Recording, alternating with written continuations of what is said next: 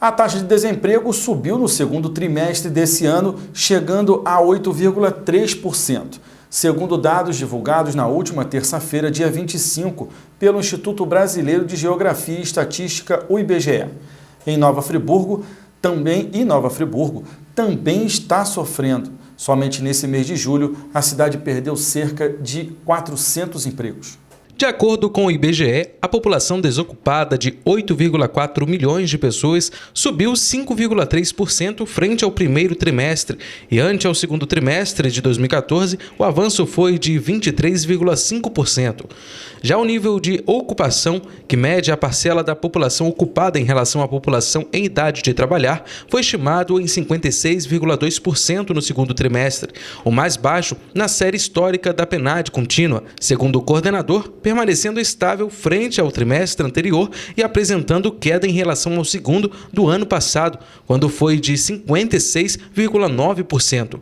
A população ocupada foi estimada em 92,2 milhões, estável frente ao primeiro trimestre e ao mesmo período de 2014. Segundo o IBGE, 78,1% dos empregados no setor privado tinham carteira de trabalho assinada, percentual estável em relação ao trimestre anterior e é igual de 2014. Ainda segundo o IBGE, a pesquisa mostrou aumento da procura por trabalho, 421 mil pessoas no trimestre, em comparação com o anterior, e 1.600.000 pessoas em relação ao segundo trimestre de 2014. A PNAD contínua apontou ainda a redução do contingente de trabalhadores com carteiras de trabalho assinada no setor privado, uma queda de 157 mil em relação ao trimestre anterior e 971 mil em comparação ao mesmo trimestre do ano anterior.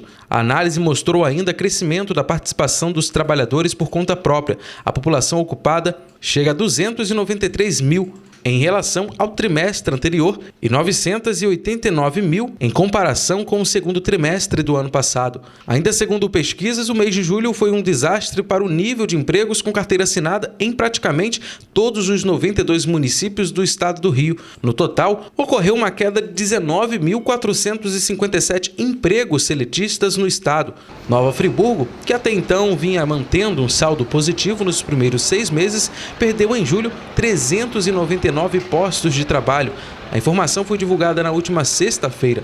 O saldo de Nova Friburgo em 2015 passou a ser negativo, com o fechamento de 355 postos de emprego. O setor da indústria foi o que apresentou o pior resultado em Nova Friburgo, fechamento de 309 vagas com carteira assinada, seguido pelo comércio, menos 171, construção civil, com menos 94 postos de emprego e administração pública com menos 90. O único setor a se salvar foi a de serviços, que criou 263 empregos formais.